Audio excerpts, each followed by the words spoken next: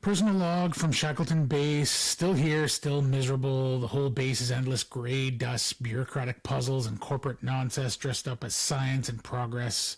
Every day, a bunch of shuttles show up and like six astronauts dressed in either red, blue, or yellow jumpsuits with no exceptions. They look like the lunar cast of some dystopian Power Rangers reboot. Anyways, I'm supposed to choose exactly the right mix of engineers, scientists, and techs, and then send them off and deploy them around the crater, scrape up resources, or build something. But of course, every building has to be completely different from the others in the sector because consistency is apparently just for Earth. Then there's the issues with power. I keep building solar panels, but then someone else just swings by and uses them for their own projects. How the heck am I supposed to get anything done around here? One of these days, I'm going to hijack one of these shuttles and get the heck off this rock. Anyways, give the dog a hug for me and wish me luck with this asteroid that's supposed to be taking out half our base anytime. I might have just been able to stop it if someone let me use my own damn solar panel. So that's nice. I think you really captured it. Yeah, that's what Shackleton Base is all about. What are your final thoughts? All right, so Shackleton Base, published in 2024, designed by Fabio Lopiano and Nestor Mangoni. Hopefully I pronounced that okay. I feel like every time I say a board game designer's name, I follow it up by, hopefully I pronounced that okay. Art by, here's another one, David Sitbon, or Sibon maybe, if he's French. Plays 1 to 4 players in 60 to 120 minutes, has a weight on BGG of 3.78 and is currently an 8.0 on BGG as well. And I'm guessing he is French because this is published by Sorry, We Are French. Yeah, and I was actually just looking at that before we started recording, and it's actually a like French, like Parisian French publisher. So a funny name for the for the publisher for sure. Sorry, We Are French. They do a lot of space themed games. I'm actually a big fan of this publisher, and yeah, they do a lot of space themed games. But it's a terrific publisher name. Okay, yeah. I don't have off the top of my head any other of their games. Any I would know about or have heard about? They did Ganymede, which I think is a real underrated, super quick 25-minute game about moving folks from Earth to Ganymede. It's real quick card playing game. It's great. Really like it. Galileo Project, Varuna, and Demeter. These are all kind of set in the same world. Okay. I don't love Demeter's nice. It's just a little it's a weird game because it's set in space, but also you're finding dinosaurs, and it's a roll and write game. I don't understand how it's in space, but there's space dinosaurs that you are finding. I think they just wanted them all to be in the same space world. Okay, fair enough. All right, so let's go into a description of how the game plays, and feel free to like interject and add some stuff here. I'm going to try to give a high level overview of the game, but it is a fairly heavy Euro game, and we'll get more into the implications of that. But yeah, feel free to help me out here if you feel like I'm missing something. Right. So a funny story. The last time that this sort of situation came up, I was at Essen. Some folks were playing this next to us. We're playing Shackleton Base, and they had a question. And I was playing games with a bunch of designers, and I got up to help. And then I remembered that I was actually at the table with Fabio Lopiano. No, that's hilarious. And I was like, "Oh yeah, I got this." And everyone's like, "You jackass!" Oh, that's a great story. Yeah, I know. So he fielded the questions. Let me help you out here. Yeah, if anyone here knows about Shackleton Base, it's me. Oh, that's great. All right. So Shackleton Base is a competitive Euro-style worker placement game. At the beginning of the game, you're going to choose an agency leader tile. So it's a tiny, tiny bit asymmetrical. So you have like a power that you can do. And it's nothing crazy. It's not like nothing like Root, where like people are doing drastically different things. It's just like you get a little bit of a power and you're good at one specific little thing. But it's not a big like game-changing thing. From game to game, you'll have different leaders and it's going to feel almost exactly the same in terms of like the gameplay, in terms of what you can do. Where the game does change fairly significantly is in the 3 corporations that you're going to be choosing.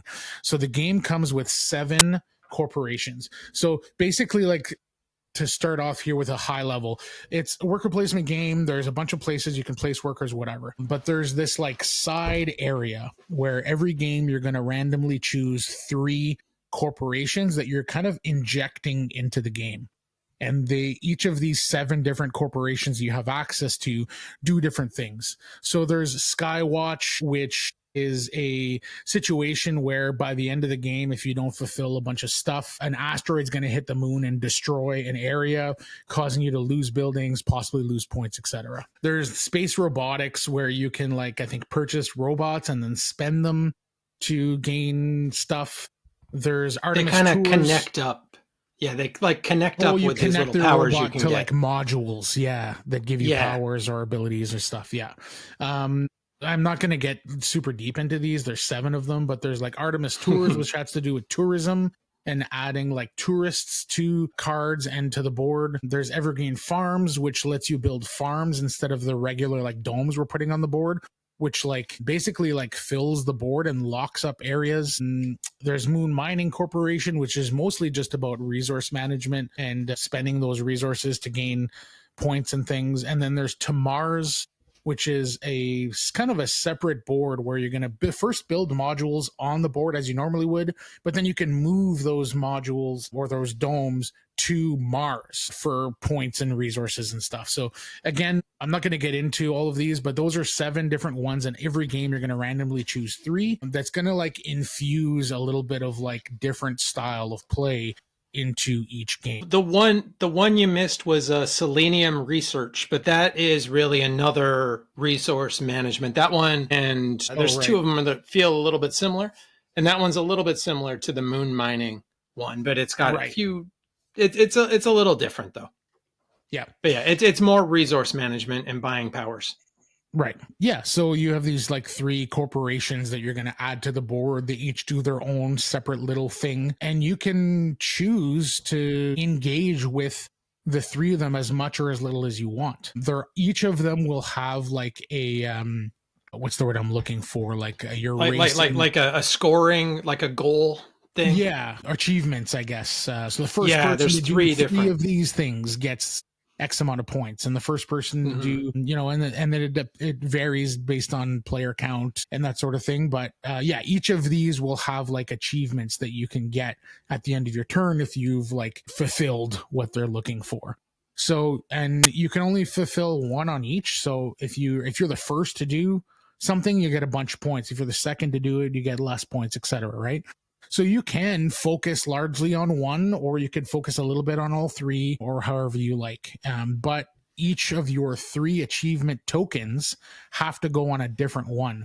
So if you really want to maximize your points, you're going to want to do at least a little bit on all 3. I don't know if you agree with that. Yeah, but it's also got the interesting thing where you kind of want to save up that token till you can score the like high scoring one, because those 3 achievements kind of climb in points, where it's like, what, get 2 of this thing, get 4 of this thing, get 6 of this thing, maybe is one of them. And so you can do it quick when you get 2 of that thing and then get the higher points on that. Or maybe you want to wait till late game and try and get that high one, but then someone else could scoop it, or they could scoop the lower ones, and then you're kind of hooped because you're not going to reach that higher one in the end after all. So I think that's kind of neat that you only have those 3 tokens. You can only use 1 aboard, but it's a little, not quite push your luck, but like a little element of that in there. Yep. Yeah. And it is nice to have that, because it adds again a little bit of that extra player interaction to a game that could have been, I mean, once we talk about the crater and how that works, you'll see there's a ton of player interaction, but this is just another spot in the game where they infused extra player interaction, because you're going to want to, if you're racing to do a thing, you keep an eye on how close the other players are to that thing. And then you can make a decision on whether or not you're going to wait or go for it based on that. So yeah, so that's just the corporations I wanted to talk about very quickly before we got into like the base game. And I'm saying that like the corporations are expansion. They're not. Every game you're going to choose 3, they're going to be there. So, but the game itself, that, outside of the corporations, basically you start each round. There's 3 rounds. And you start each round by drafting shuttle tiles. So the shuttle tiles will come out, and you'll shuffle the level or the round 1 tiles, and you'll put 1 more than there are players out on the table. And then we'll go around the table drafting them. And then they're each numbered 1 to whatever, 6, I think it is, or 5 maybe. And whoever has the lowest tile will go first in turn order. So this actually determines the turn order. But the resources and workers on that tile are probably not going to be quite as good as the number 5 tile, let's say, which will have maybe better workers and more resources, but you're going to be last in turn order. So that's what determines the turn order and your starting resources for that round. These shuttle tiles also have a mix of the Power Rangers that were previously mentioned. So there are blue workers, red workers, and yellow workers. And the tile will have a mix of those those 3 different colored workers. There'll be 6 on each tile. So then you go, and once you've drafted your tile, you go and collect those 6 workers and your resources, and then you have 6 workers to work with for that round. And it's a worker placement game, so we go around the table, each placing our worker. We place those 6 workers, and at the end of the round, we kind of have a cleanup phase, income phase, and then we kind of go again. So that's how the shuttle tiles work. Anything else to mention on the shuttle tiles? No, just the workers you get are such an interesting bit, but I assume we're going to talk about the workers in the next chunk, but it is interesting when you're drafting those workers, and that really does make a bit of your focus. Absolutely. So there are 3 different colored workers, and you use them for different things depending on where you're going on the board. So speaking of the board, there are 3 main areas for worker placement. There's the main crater, there's the lunar gateway, and then there's the command action. So there's 3 places where you can place your workers. So the main crater is, exactly what it sounds like. It's the circular crater. And within this circular crater, there is this hex grid. And each of these hex grid areas has spots to build your domes. I think that's what they're called, just domes or mod. Mm-hmm. I think they're just called domes. I think they keep it nice and simple. So on your player board, you start with 5 single domes, 3 double domes. So they're just 2 domes kind of stuck together side by each. There's 3 section domes. So there's 3 domes within 1 token. And then there's the big one, which is a 6 dome. So each of these hex areas on the board will accommodate 1, 1, 2, and 1, 3, or 1, 6. So you could take and every player has just access to one of these 6 domes, and you could take up a whole hex area. Otherwise, I just put my 1 there, but then you could put your 2 there, and somebody else can put their 3 there. Like 3 people can occupy 1 hex grid area. Hopefully, I'm going to obviously post some pictures along with this, but I highly recommend, as you're listening to this, maybe go and look at a Google image or a BGG image of the crater, at least for Shackleton Base. It'll give you a better idea of what we're talking about here.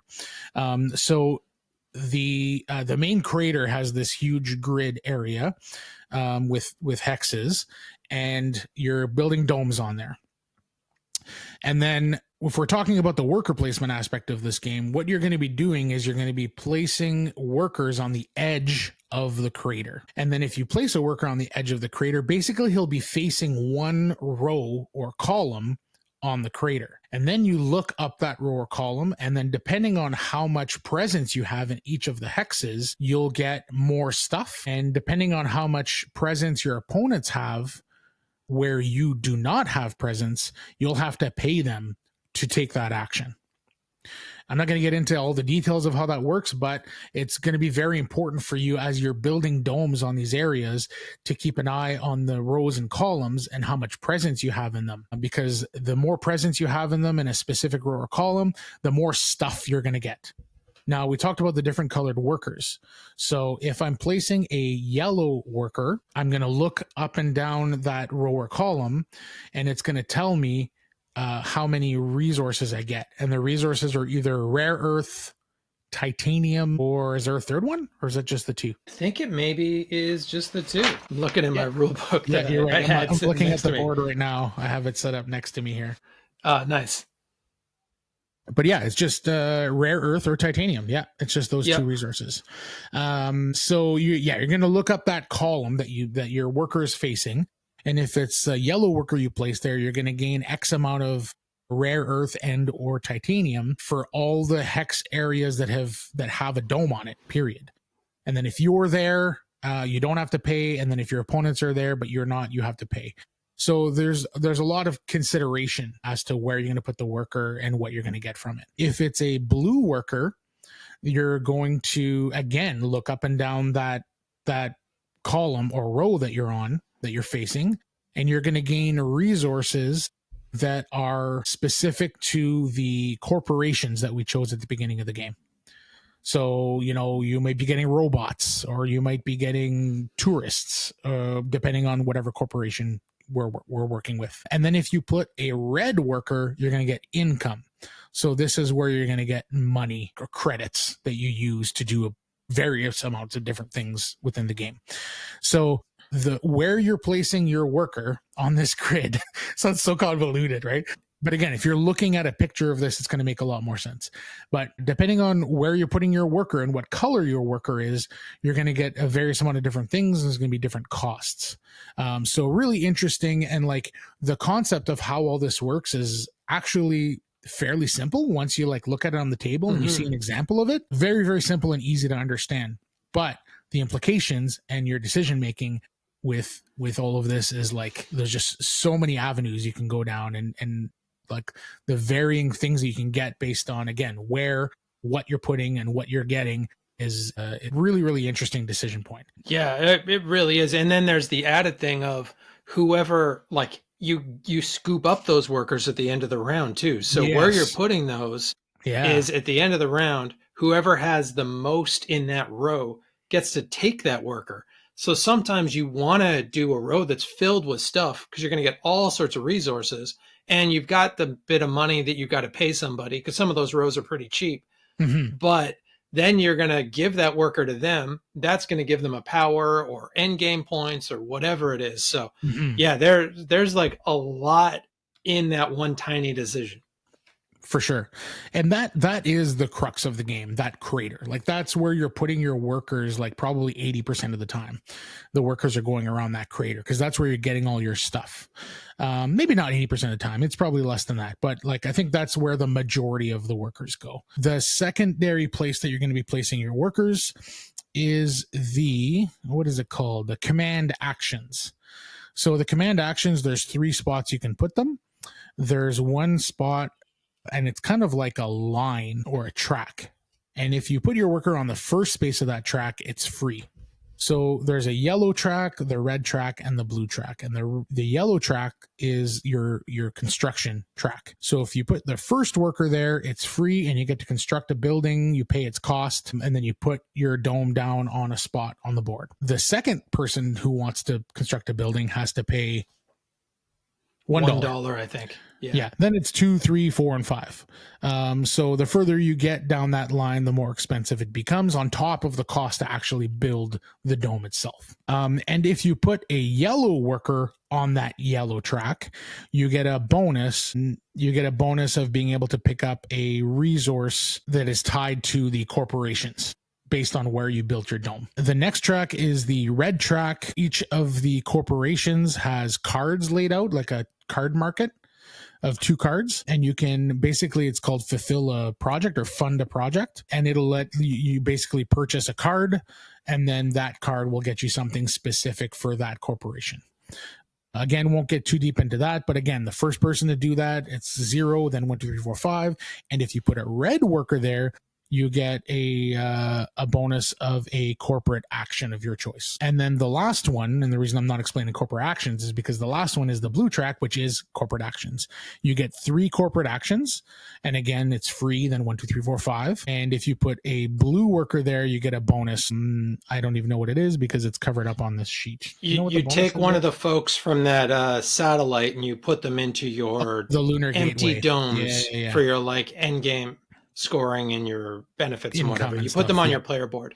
Yeah. Okay. Yeah. And then the corporate actions are just that. You look at the corporations and they each have a corporate action that you can do, which is essentially like pay X amount of resources for whatever it is that corporation is trying to do, depending on which corporation it is. Yeah. And if you place a blue worker, you get to go and get a worker from the lunar gateway, which is the third and final location that you can place a worker. So the lunar gateway, you're basically whatever shuttle tile doesn't get drafted at the beginning of the round. You look at the workers that are left on that tile and you put those 6 workers in the lunar gateway, and those become available for players to kind of go and get. So if you put a red worker, let's say, in the lunar gateway as a worker, the final worker placement spot you can use, you can then go and get any worker in that lunar gateway of a different color than the one that you placed and put it on your player board. And we'll talk about the player board and how that works in a second. You also get 3 resources and a corporate action. So it's a spot where you can go to get money kind of quick and easy with no restrictions or concerns. And it's a spot where you can get a worker and a corporate action. So it does a little bit of everything, but it doesn't like do anything like really powerful like some of the other actions might do. So those are the 3 main areas of the board where you're going to be placing workers. Anything to add to all that? No, I think you covered it. Cool. So yeah, the player board is something that I want to talk about. So you have a dual layered player board, and on your player board you house your 5 single domes, your 3 double domes, your 3 triple domes, and your 6 dome. And then as you remove these domes and put them in the crater, you're opening up locations for you to put astronauts or workers. And then all of the places, I'm not going to get into details, but all the places on your board do different things. Some of them will give you income. And it's going to depend on the color of the worker that's there as well. Some of the areas are endgame points. So if you fill a certain area all with yellow workers, you'll get a whole bunch of bonus points at the end of the game. There's another spot that does the same thing with red and blue workers. There's an area that makes the cost of upkeep at the end of each round cheaper. There's a spot that'll make it cheaper for you to buy cards from the corporations. So there's all these different things that if you fill your player board, once you've removed the domes, you fill your player board with all these different workers of different colors, and they'll do different things for you. So it's really a neat puzzle. And again, I feel like the concepts of this game are super easy to understand. I can probably teach it in like 20 minutes to somebody who's played, right, to a hobbyist board gamer who's played midweight Euros, but then like what to do from round to round, from turn to turn, is just like completely baffling to me so far. And like I have some strategies and some ideas on how to do things, but then I'm forgetting and omitting doing these other things that are like critical. So yeah, I will say after playing only 3 times, I'm not good at this game yet, but I am very intrigued and I have a blast trying to figure it out. And the one other thing that they didn't mention is the solar panels. And the solar panels are interesting because that's a shared resource. And so that's something where you can't build on one of the craters unless it is already powered up with a solar panel. But every time you go to that command center, you have the option of playing a solar panel. But you're not necessarily going to be the person who benefits from that solar panel. You might want to do it because it moves you up this track that gets you points or other stuff. But then you put a solar panel out somewhere. Someone else can use that space or take that solar panel because you just put it in the middle of the board to show that that's now out. But you can't build it all unless someone makes those. So it's a little bit of like how the coal, not quite, but a little bit how the coal works in Brass Birmingham, or like that kind of idea of this shared resource that is kind of ebbing and flowing throughout the game. You might want to buy those solar panels too, because whenever you buy those cards, the cost of those is tied to like one of the 2 things. There's a money cost. Yeah. And then there's a prerequisite of that solar panel track has to be at least this high. So you might need to buy solar panels, even though you don't want to build, just so that you can buy a card. And then someone else comes and steals your solar panel to build something else. Which is a really interesting piece of interaction as well. That shared resource that's like kind of right at the center of the game. Yeah, for sure. I do like that thing too. And like, again, as you said, sometimes there's just prerequisites of power and we don't have enough power and I want to do a thing. So I go and buy a solar panel, but that I have no need for the solar panel right now. So it's really painful to do that and then watch somebody else use it. I might have just been able to stop it if someone let me use my own damn solar panel. But sometimes it's just necessary, and sometimes you're the person using that solar panel. So it's another kind of really interesting and genius kind of injection of player interaction where other games might not have it, right? So I really, really enjoyed that as well. Yeah, and they did a little bit of that in their first game, Autobahn, the first one that these two worked on together. And I Right. don't think Autobahn is quite as elegant of a design as Shackleton Base. I think Shackleton Base kind of built on some of the things in that. It's an Okay. okay game, like it's worth playing. But I just think Shackleton Base, maybe they kind of took some of those ideas and kind of tweaked them a little bit further. Sure. But yeah, I think it's a really neat thing. But I have definitely had games that get a little frustrating where no one is building those solar panels, and I don't have the rare earth things that you Right. need to build them. I Yeah. don't know how to get those, and I'm like, please, someone. Somebody, anybody. Yeah, you can pick those up by using those yellow workers and then being able to take those resources, though. But it's interesting too that you were saying that you've mostly found that you're using the crater board most of the time, because I think I've primarily played this at 2 players. Okay. And I think that probably changes things a bit. Yeah, But maybe. we probably 80% of our actions are on that command center. Interesting. And then that middle board is really just, oh crap, I'm out of stuff. I need to go get some stuff. But the command center is really where we find head to head. And I do wonder because I played this once at 4, I think, and once at 3. And I think those craters got used more at more players because that cost goes up for the workers in the command center. Right. It goes up at a different rate, I think, at more players because there's an overlay board that changes the cost a bit. Right. Right. Right. Yeah, but I do think you can go down different paths where you're doing the command center more, or you're doing the corporations more, or you're doing the crater more. You're going to do all of them a little, but I do think that there are paths available. Yeah, I've only played this at 3 and 4. Have not tried it at 2 yet. So yeah, that might be where we're seeing this a little bit differently. I think you're right though. Now that I really think about it, even at 3 and 4 players, there's probably close to as much action on the kind of command board as there is in the crater. I think just most of the focus is on the crater, right? So maybe that's where I made that mistake in saying that, because again, you're focusing so much on what's going on in the crater that's probably where my focus is. So I think you're probably right. Now that I think about the end of a round and how many workers are on the command board, there's lots. There's like plenty, and probably close to as many as there are on the crater.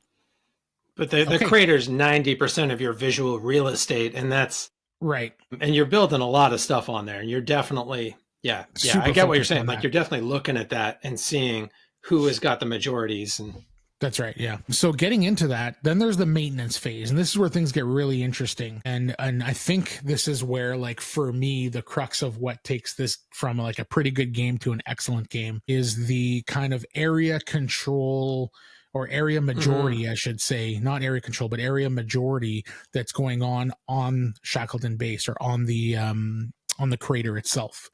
So basically, the first thing we do is retrieve astronauts from the crater and place it on our player boards.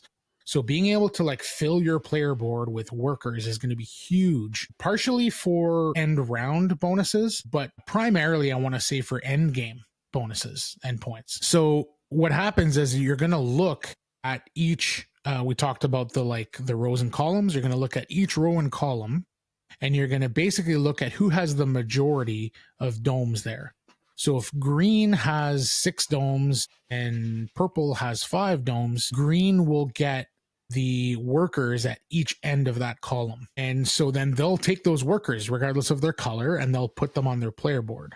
And that is huge for end round bonuses, for income, but also for end game scoring. If there's a tie, you're going to look at the closest hex to that worker that we're resolving, and whoever has the most and the closest one gets it. And I don't think there can be a tie. Oh, I suppose if you have there can't be, because there's the 3 different right. sizes on each one. That's yeah, right. You can only have one size, 1 2, 1 3, or 1 6. Yeah, and you can't have more than one dome or one type of dome or one color dome in the same hex tile. So I can't place my 2 and my 3 or my 1 and my 2 in the same area. So whichever closest hex to that worker, whoever has the majority in that hex gets the worker. Regardless of all the minutia here, the The point is, whoever has the majority in a row or column gets the workers, gets to put it on the player board. So when you're placing your workers and when you're building your domes, you're taking all of that, and you're trying to take all of that into consideration if you're good at the game.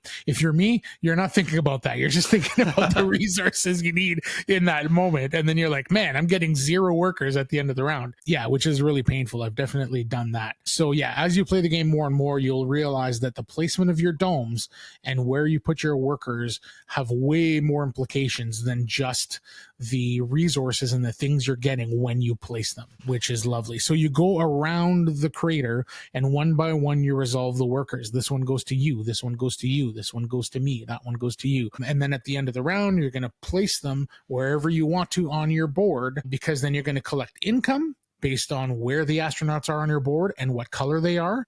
And then you're going to pay maintenance costs. And so this is one of those games, similar to an Agricola or an Underwater Cities, where at the end of each round, you have to pay based on how well you're doing or how much of your board that you've or how much you've built, basically. So you kind of want to moderate that a little bit too as you're going along. Because if you build super fast, there's benefits to that. But at the same time, you have to pay income, you have to pay credits for how much you've built. The good thing though is it's not as punishing as Agricola is a great example of a very punishing this does not feel as punishing as that, for sure. Yeah, it's not. And the cost for not being able to do it isn't too tough either. You move down that one, I can't think what that track is called now. Yeah, but it's not crushing if you have to move down that track a little bit. You're not going to be sunk. So that is nice. I've moved down that track for that reason. Yeah, I've always had at least one. Yeah, and you're not going to lose because that happened, and it's not too hard to pay that, but it is nice because it works as a little bit of a pulling the leader back mechanism. If you get too far ahead, like you say, all of a sudden you've got a big maintenance cost, and that can pull you back a little bit. Yeah, for sure. Yeah, and again, the color of the workers that you get from the board in your thing are going to, like, if you put a yellow worker on a certain spot, it decreases the amount you have to pay at the end of the round by 3. And if you have 2 yellow workers there, it decreases it by 6. So you can, and then if you have red workers in your 1 dome spots, that gives you income. So, but based on where you're putting your red workers and where you're putting your yellow workers, you may not have to pay anything. But those are just all things you have to consider. And again, I think this is a game that, like, the concepts and the ideas of what you're doing, especially if you've played any amount of worker placement games or midweight Euros, you're going to be able to understand how this game plays fairly quickly. But getting good at this game, there's just so much to consider. My brain just gets scrambled of the implications, and I love it. Again, as you said earlier, this is another level, but I do love a game where the learning how to play and being able to play is fairly simple, but you can get better at it and you can improve game to game. And this is definitely one of those games. So we do the steps that we just described 3 times. There's round 1, round 2, and round 3, and then you do final scoring, and that's how the game plays. Is there anything you want to add before we get into our kind of thoughts on the game? No, not in terms of how it actually plays, but yeah, I got a lot of thoughts about it though. Okay. If we want to talk about that part of it. Get us started. Yeah, so obviously the real hook to this game is those different corporations, is that you've got 3 of the 7 that you're using. And other than those 2 that I said that are kind of resource management, they play pretty differently. And some of them, like that Skywatch one where you're trying to protect the planet. And that is kind of interesting because it's a bit co-op-y, where you kind of got to chip in to help build this. If you picture building like a lunar shield, because an asteroid storm's coming.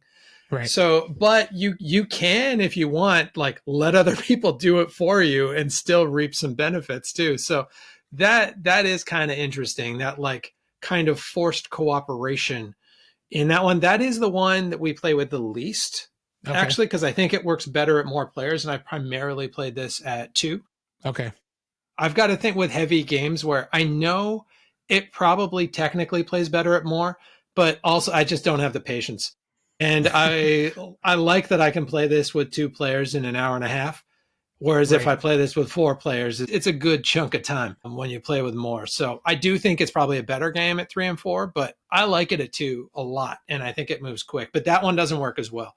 But I do really like how different it feels with those different ones. And there's kind of a different difficulty level too. Like I think Yeah. To Mars and that Skywatch are a little bit more difficult to Hmm. really use effectively. Whereas like the moon mining and the Selenium research. selenium research, yeah, those are just kind of giving you stuff. Yeah. Those are pretty easy. Like I got some stuff, now I'm getting stuff. And whereas some of the other ones are more of a long-term investment. So you Hmm. can have real different play styles game to game. Yeah, I think you're right. For me, if I had to shout out one thing that like made this game special, I'd probably be kind of sort of a tie between the like way that the area majority and the retrieving workers works on the crater. I think is amazing Mm. and such a fun puzzle to try to work out as you're playing, and very rewarding if you like plan it properly and execute properly. It's like, oh man, that worked out just the way that I thought. You get those feels, right? Like when a game can do that for you, like amazing. So there's that, and then there's the modular like 3 corporations that you kind of can cycle in and out from the game to game. I just love those 2 things. You mentioned the game length. Even at 3 and 4 players, um like it says 60 to 120. I want to say that's Hmm. fairly accurate, which is super rare, Okay. and so obviously the first time that we play this, because there's so Hmm. many implications of where you put your worker, and that like the decision making sometimes can drag on a little bit. But I have played this game at 3 and 4 players, and it has been under 3 hours, which is solid for like this heavy, quote unquote, of a game at 4 players to play in 2.5 hours. I think, I think the second or third time that I played this, I played all with people who had already played at least once. So that game felt really snappy. Despite having played that last game, we played with the Skywatch and To Mars. We played with both of them, which Okay. yes, are both like on the higher end of complexity, but they complement each other really well. So Skywatch is one where if you do not stop the asteroid from hitting the moon, it's going to destroy an area of the moon. To Mars is one that lets you remove your so sorry. Right. Skywatch is the one with the meteor that's going to hit the moon and destroy a bunch of your buildings. And then the To Mars is one that lets you remove your structures from the moon and put them on Mars Hmm.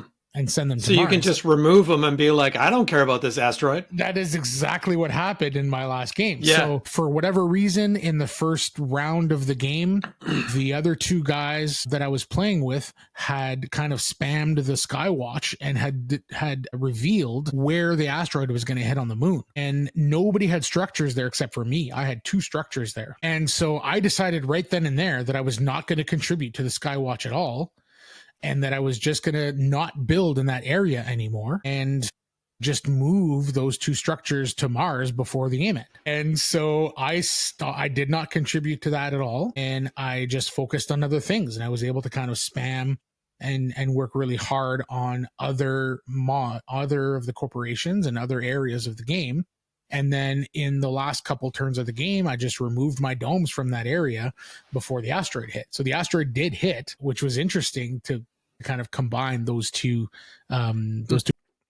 And the other interesting thing too with the corporations is that they all have their own little like 12 card deck or whatever it is. Mm-hmm. And often that deck specifically with that corporation, but sometimes it also just like affects the larger game too. And so that also, because those cards are super powerful and you don't get that many in a game, you get 4, maybe 5 cards in a game, but every one you get like really pushes you. And so it is neat that you're using completely different 30 or 36 cards or whatever it is each game out of the possible, I don't know, I don't want to do the math, 92 something like that cards, 94 maybe cards that are available to you.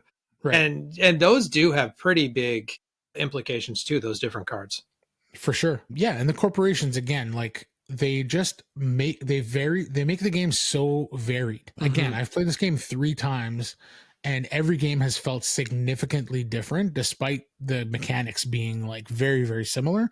The feeling that you get from playing the game from game to game is so different, and you're trying to do completely different things, which I guess is a little bit of a double-edged sword, because if you really want to like hone in your skills and get better at this game, having the game vary and change that much is probably going to slow down your like ability to get better at the game. But I guess if you're that kind of person, you're probably going to maybe just use the same 3 corporations, or use the Yeah. same 2 out of 3 corporations over and over and over again.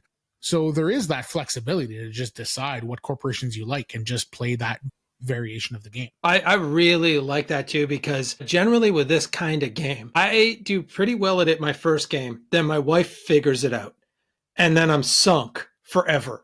Like after about game 3, She's all hope is lost for me. Yeah. She calculates it, she figures it out, and then I'm like, oh boy. And I like that this one switches up, because my win percentage is much better in this than most heavy Euros, because she doesn't have that time to figure it out yet. She's gonna. There you go. She's gonna, and it's gonna be over for me. Yeah. There's definitely some of them that she's got pinned already.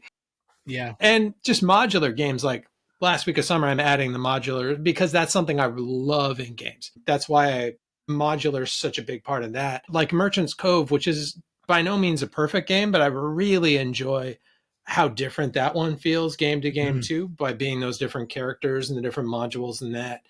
And Right. I can't think of a lot of games at this weight that have this level of modularity.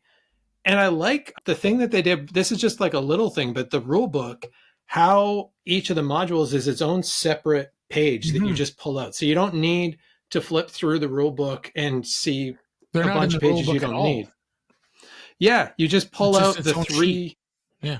the 3 sheets that you need for that game, and then you've got those three corporations, and that's cool. Also thematically, that it's corporations, because if we're going to the moon, that's what's going to happen, right? It's going to be branded, For and sure. we're going to have to appease whoever, right? It's going to be Coca-Cola and for it. McDonald's. Yeah. So we're definitely going to, and I like that it's like, you've got this science part, you're building out these domes, you're doing like, you're trying to get the helium-3 out of the planet or whatever, but at the same time, you've got to appease the like Artemis Corporation, who just want to use it for tourism, or whoever it is. And I love the little guys with the A's for the Artemis thing. That's one we use the most, just because those guys are great. Cool. Yeah, the different corporations are really cool. We played with the farming one. So now that you folks understand a little bit more about how the base works, or the crater works, and like the majorities and all that, these farms are like neutral domes that you're putting down instead of putting down our own domes. So if I have the majority in a line, I can put a farm down to block a whole area, to make sure that nobody else can kind of take the majority back. And obviously the farms have their own thing, and they do their own things as well. You get bonuses for building them, etc. But like you can also use them strategically to like block or fill areas to make sure that you keep that majority and nobody else can build there. So that's just one example of one of the corporations and how they affect the main board and how they affect your gameplay.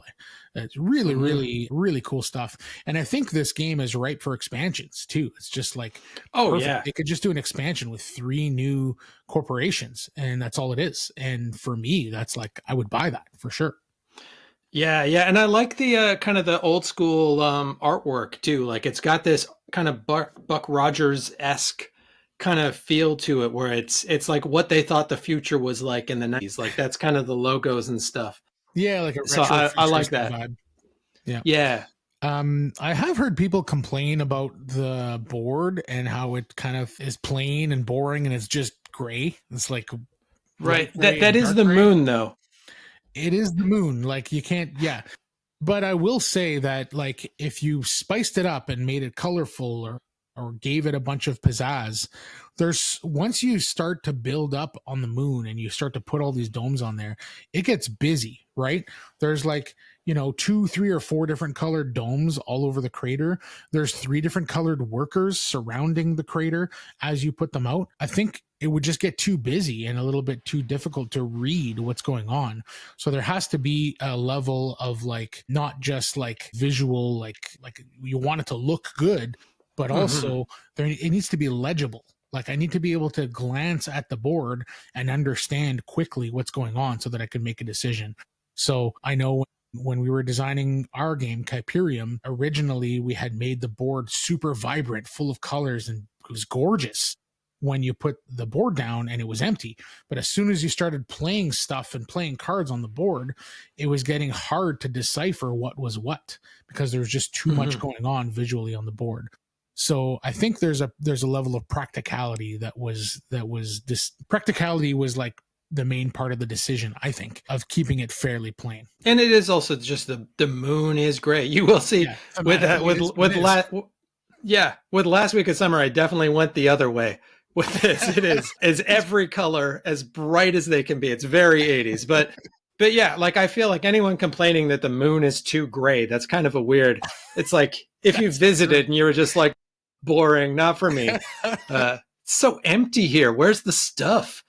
It just is the moon, but there is a lot of information needed on that board, and just being able to see those rows, that already is like that could very well have been really tricky.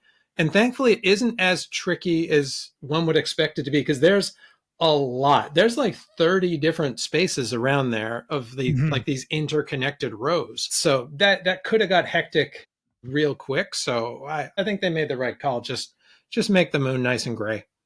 Yeah. In terms of nitpicks, I don't have a lot to say. I think the rule book is not great.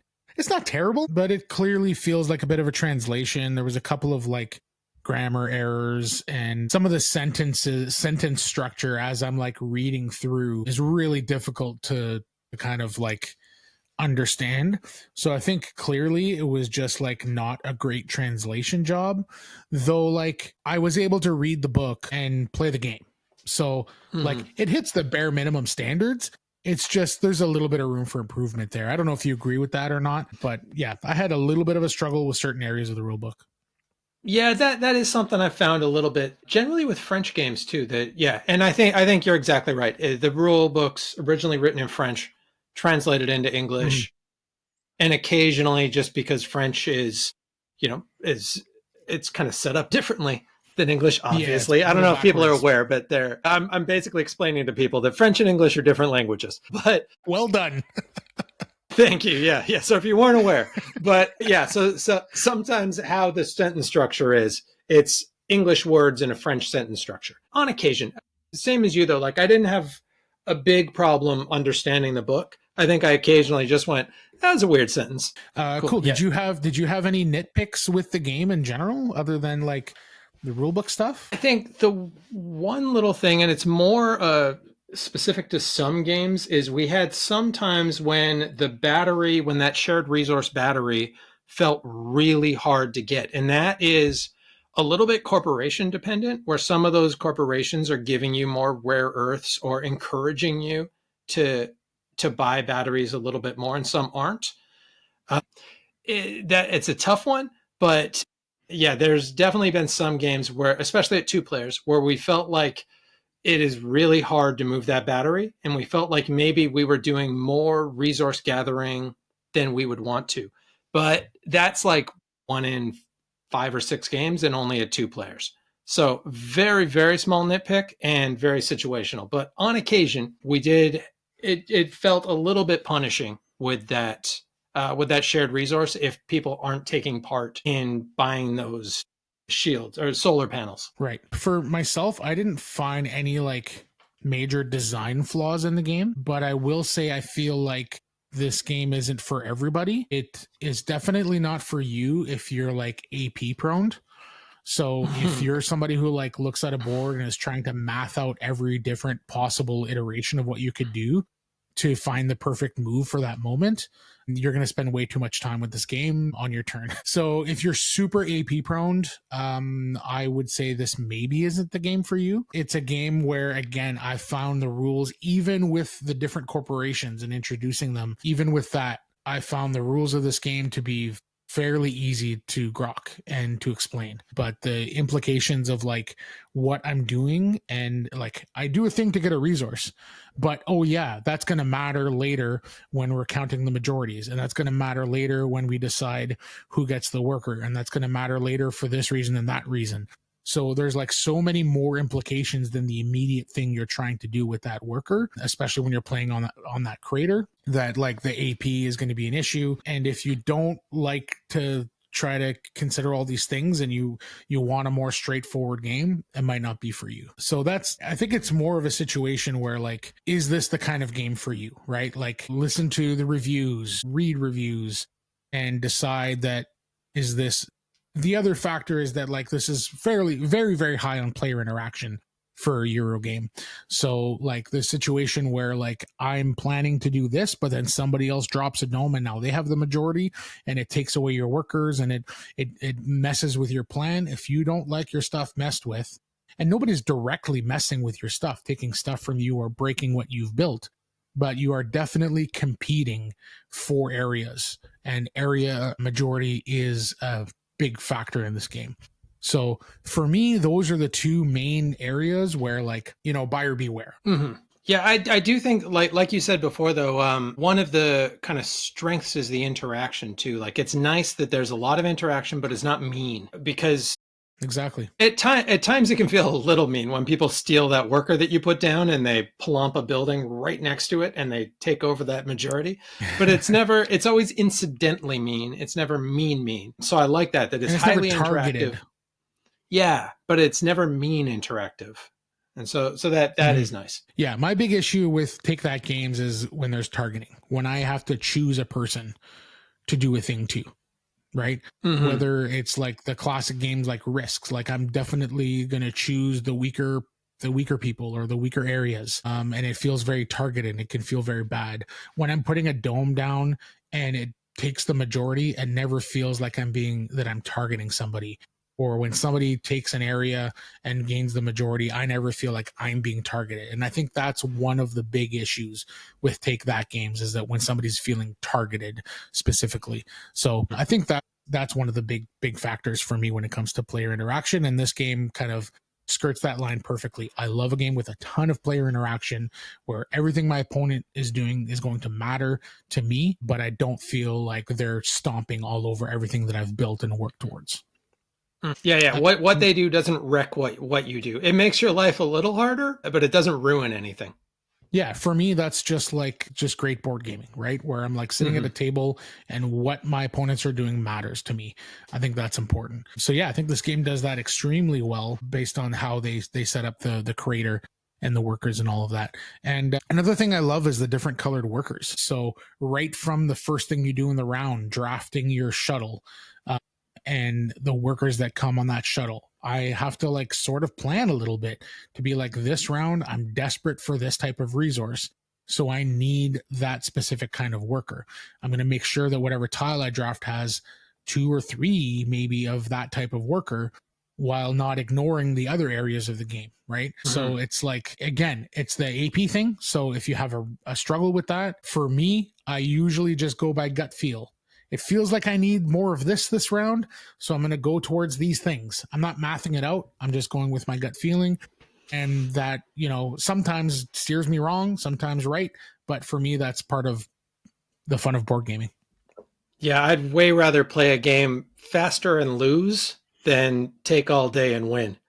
Yeah, for sure. And every once in a while, I fall into that trap. I'm guilty of it. For sure, where it's like, I just don't know what to do because like this option is good, that option is good, and that option is good, and I don't know which one I should be doing, right? So, and I think this game is full of those types of decision.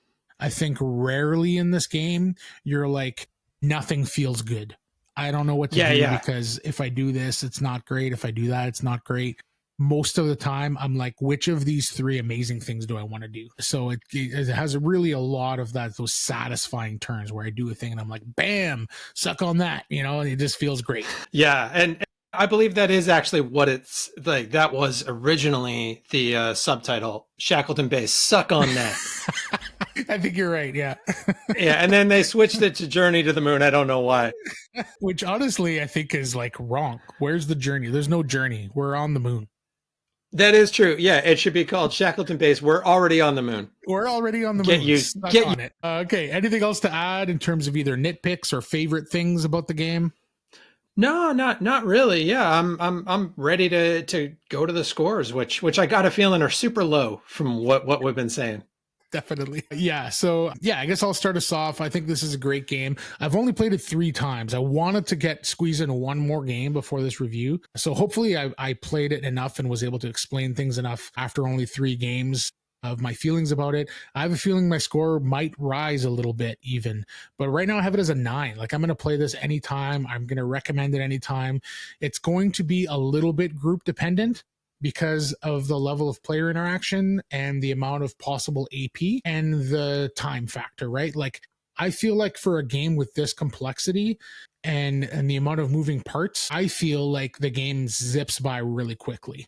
Like, I think every time I've played this, we finish the second round, I'm like, okay, this is the last round, and everybody at the table's gone like, what, really? We've already done 2/3 of the game. Mm-hmm. So it feels like it zips by really quickly, but it's still going to take, if you're playing 4 players, it's going to take north of 2 hours, probably closer to 3 hours, depending on AP and, whether or not the people have played before. So, the time factor is a thing, but if you're looking for this kind of game, you're ready for that anyways.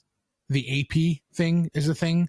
And the high level of player interaction. So depending on those 3 things, and depending on the group and how they feel about those 3 things, for me, there's very little negative about this game. It's more about whether or not it's for you and for your group.